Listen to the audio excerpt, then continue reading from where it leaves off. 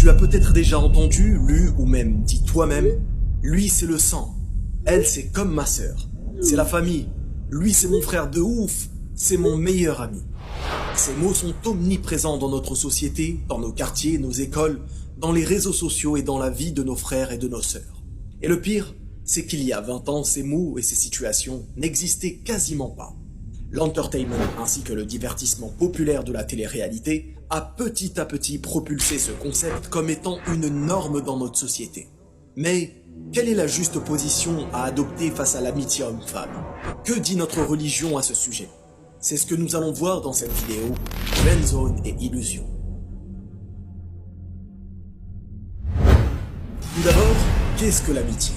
C'est un sentiment réciproque d'affection ou de sympathie qui ne se fonde ni sur la parenté, ni sur l'attrait sexuel. De nombreux pranks et trolls dans lesquels des femmes font croire aux hommes de leur entourage qu'elles souhaiteraient transformer leur relation amicale en relation amoureuse existent et prouvent aujourd'hui que l'amitié entre filles et garçons est totalement illusoire. L'écrasante majorité des hommes qui tombent dans le piège montrent leur vrai visage et ne seraient pas contre un changement de cette relation. April Bleskretchek, professeur universitaire dans le Wisconsin, a mené une étude scientifique impliquant plus de 400 personnes au sujet de l'amitié homme-femme. Et le résultat est sans appel. Un tiers des personnes ayant un ou une amie du sexe opposé ont déjà dérapé.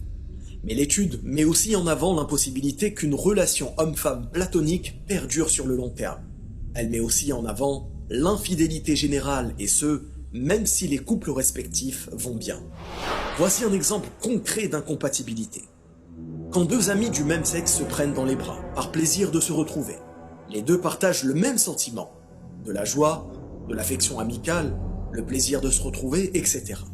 En revanche, lorsqu'il s'agit de deux amis du sexe opposé qui se prennent aussi dans les bras, il y a forcément l'un des deux qui interprète ce geste platonique comme étant une première preuve d'attirance physique ou de désir.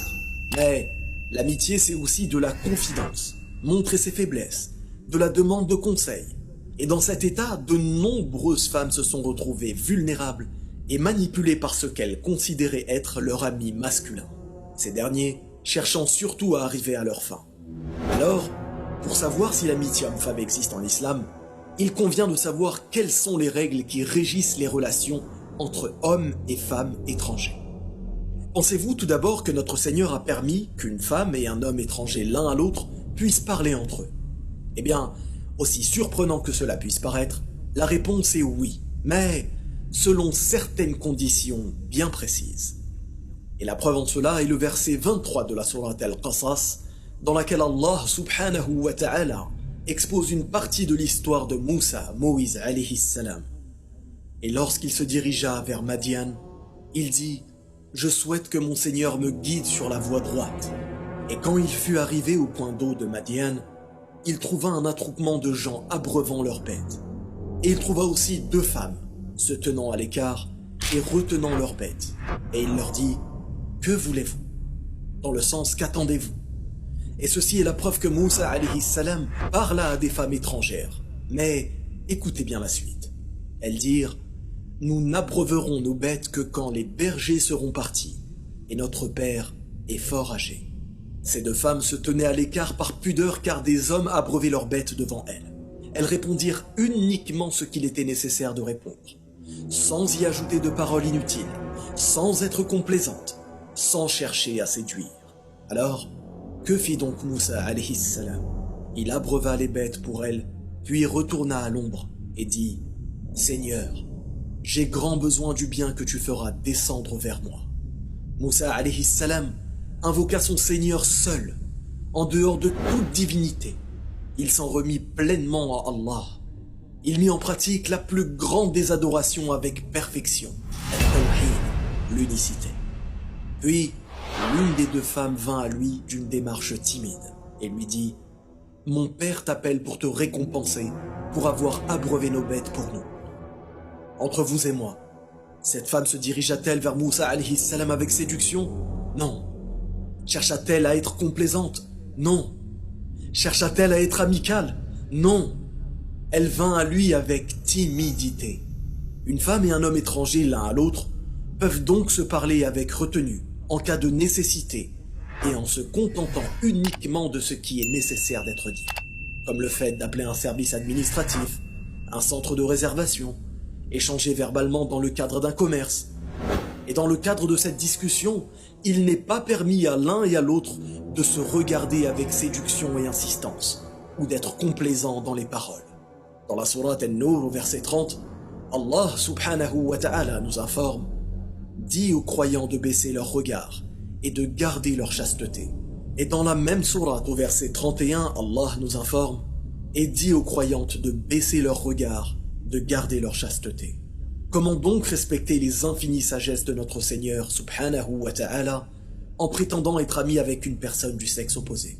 Souvenez-vous de la définition de l'amitié. Comment donc est-il possible de cultiver un sentiment d'affection sans garantir qu'un jour ces sentiments ne mènent à des choses gravissimes? Qui es-tu pour prétendre ne jamais glisser et ne jamais dévier? Ne sais-tu pas que c'est ton Seigneur qui retourne les cœurs? Certes, celui qu'Allah guide, personne ne peut l'égarer. Et celui qu'Allah égare, personne ne peut le guider.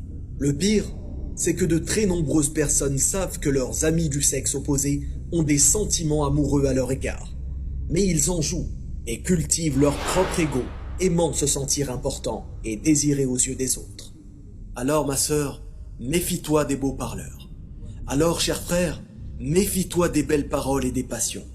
Et n'oublie pas la parole du meilleur des hommes sallallahu alayhi wa sallam qui dit: un homme ne peut pas s'isoler avec une femme sans savoir que Satan sera leur troisième compagnon. Pour finir, tout cela ne doit pas contredire la bienséance et le bon comportement à avoir en toutes circonstances, que l'on soit face à une femme ou face à un homme. Car le prophète sallallahu alayhi wa sallam nous enseigne que nul ne sera véritablement croyant tant qu'il n'aimera pas pour son frère ce qu'il aime pour lui-même. Wallahu a'lam, barakallahu fikum, wassalamu alaykum wa rahmatullah.